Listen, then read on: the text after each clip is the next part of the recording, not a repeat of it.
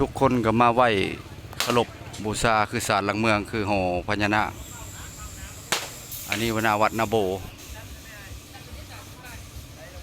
เป็นงานกันทุกๆปีเนาะพี่น้องแห่งขมวนเฮารอไฟแดงพี่น้องรอไฟแดงพี่น้อง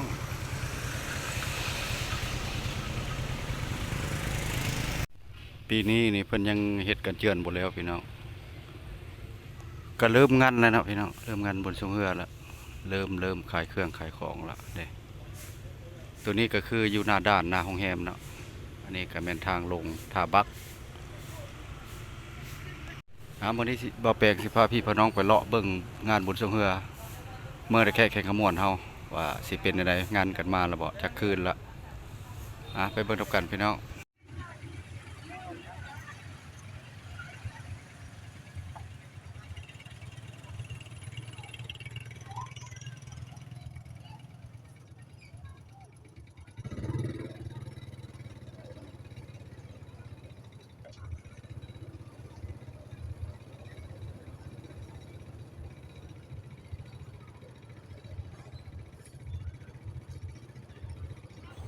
แม่ค้าเช้าขายก็เริ่มมาขายกันแล้วพี่น้องเพราะว่าเริ่มมาแต่ที่26 27หรือว่า29 30ก็มีหลายคนมาขายเนาะทางละครหลวงแม่จันทน์ก็มีหลายเนาะบ่แปลงเลาะเบิ่งมาแปลงสิพาพี่พน้องเลาะเบิ่งหมดนี่แหละเนาะพี่น้องแต่ละปีเพิ่นก็ต้องได้เฮ็ดจัดงานขึ้นอยู่ที่วัดนาโบเฉพาะการเจือนแคมตะลิ่งเนี่ยเพิ่นก็จัดที่ว่าเร่งรัดให้มันทันเนาะเพราะว่าในการแข่งขันกีฬาเรือหน้าน้ำทุกๆปีเนาะในแข่งขมวนก็เป็นจุดหนึ่งที่ว่าเป็นแข่งขันคืองานออกพรรษาหรือว่าบุญสุงเรือพี่น้องจัดขึ้นที่วัดนาโบหรือว่าศาลหลักเมืองก็คือศาลพญานาคพี่น้องข้ามไปพ้นก็แม่นประเทศเพื่อนบ้านเฮาก็คือประเทศไทยเนาะที่ว่าหน้าด้านภาษีเนาะข้ามไปเรือด้านตมเนาะก็มีแขกไปไทยมาเนาะเพิ่นก็เปิดเนาะเวลาที่ว่างานบุญเพิ่นก็เปิดฮอด11โมงหรือว่า10โมงตลอดเวลาข้ามไปข้ามมาภาคนั้นฝั่งนี้เนาะพี่น้องเพราะว่าทุกๆปีเนี่ยก็ได้จัดงานขึ้นปีนี้ก็ฝนตกหนักก็น้ำไหลพอสมควรแต่ว่าน้ำก็ยังประมาณ5เมตรที่ว่าบ่ล้นตลิ่งเนาะพายุบัวลอยก็มาก็คือท่านผู้ชมได้เห็นเนาะพี่น้องมีหยังกับพาพี่พี่น้องเลาะเบิ่งบ่แปลงก็มาเก็บภาพบรรยากาศอัปเดตสถานการณ์ให้พี่ให้น้องได้เห็นทางประเทศนอกเฮาเนาะคนลาวเฮาอยู่นอกหรือว่าประเทศไทยหรือว่าคนลาวเฮาทุกๆแปลงพี่น้องมีหยังก็ไปติดตามพร้อมๆกันพี่น้องเฮาไปกันเลยพี่น้องเฮาเนาะวงดนตรีนี่ก็สิมีหลายวงคือกันเนาะพี่น้องลงแต่ว่าแม่ค้าเช้าขายนี่จับจองดินดอนตอนหญ้าไว้ขายเครื่องข้าวหลามปิ้งไก่ตอนนี้บ่แปลงเลาะนี่ก็ประมาณอยู่6โมงยังเนาะ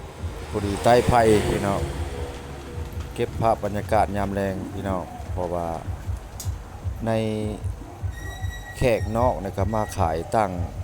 แขวงนี่ก็มีหลายเนาะซาเลาะเบิ่งนี่ก็บางคนก็เลาะแต่ละคืนก็บ่แม่นธรรมดาเนาะขออนุญาตว่าแปลงก็ถือว่าบ่ได้ใช้เสียงพินเนาะเอาสดๆเลยพี่น้องบ่ค่อยได้ตัดคลิปเพราะมันขาดบรรยากาศพี่น้องเอามีหยังก็ชมบรรยากาศเปลี่ยนกลางคืนเนาะออกจากป่าหรือว่าไปทางใดก็ต้องได้อัปเดตสถานการณ์ให้กันเบิ่งพี่น้องเฮา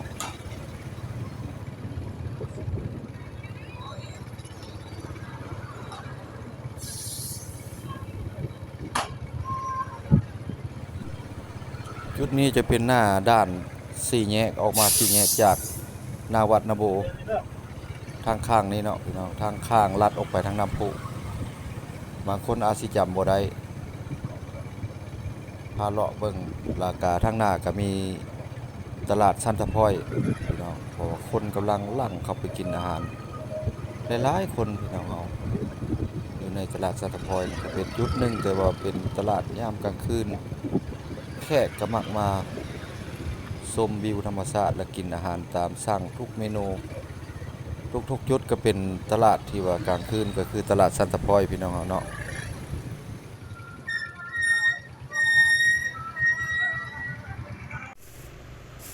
เริ่มเลยได้พี่น้องให้เริ่มขายเครื่องคนหลายเติบแล้วเด้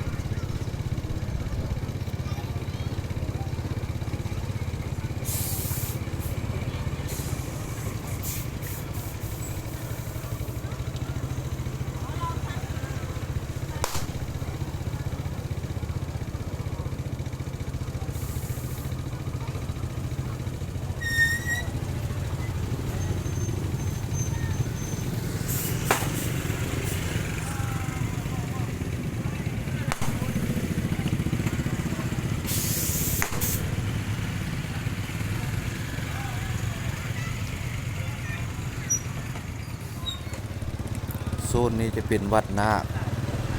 วัดนาโบพี่น้องบ่อนศาลหลักเมืองของแขกขมวนแต่ว่าวัดหน้าเนาะทุกคนก็คงสิจำได้เนาะเคยมาถ่ายรูปถ่ายห้อยเก็บภาพบรรยากาศข้างทางหรือว่าผู้แขนผู้คอต่อแขนเป็นสิริมงคลเนาะก็เป็นวัดที่ว่าศาลหลักเมืองแล้วก็เป็นที่ว่าบ่อนเคารพบูชา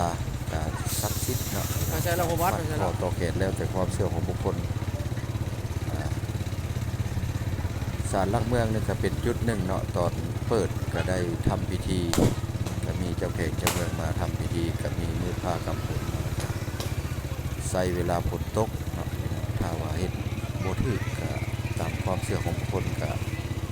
ก็เวลาทำการสวกเรือก็สิมีมือผ้ากำพลมาเล็กๆน้อยๆครับพี่น้องก็ตก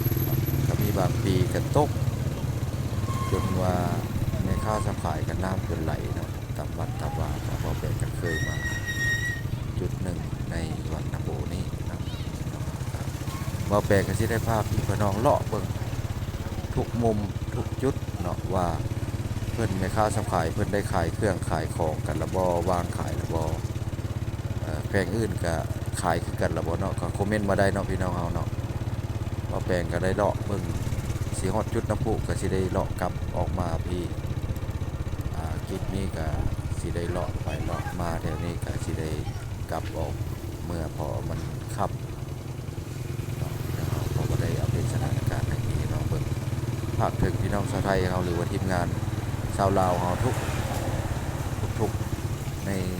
อยู่ต่างประเทศเนาะหรือว่าในใดก็เข้าไปติดตามเป็นกำลังใจกันไว้พอเฮ็ดคลิปต่อไปพี่น้องเฮาคลิปนี้ก็สิบ่มีหยังหลายนะทุกคนก็มาไหว้เคารพบูชาคือศาลหลักเมืองคือหอพญานาคหอหลักเมืองคือเก่าอันนี้นาวัดนาโบ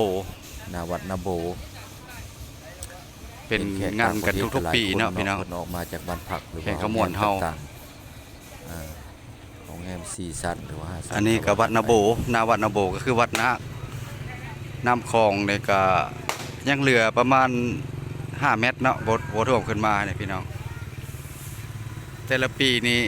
งานออกพรรษาเนี่ยน้ำอยู่ลุ่มพอได้พี่น้องวันนี้น้ำขึ้นโดยผิดปกติเนาะ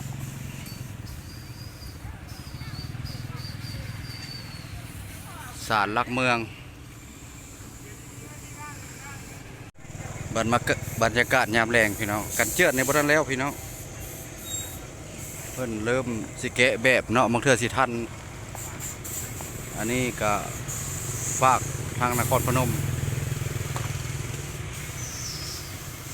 กันเจือนนี่ยังสิทันบ่ช่วงเรือนี่เนาะเริ่มแล้วคนเริ่มขายเครื่องแล้วพี่น้อง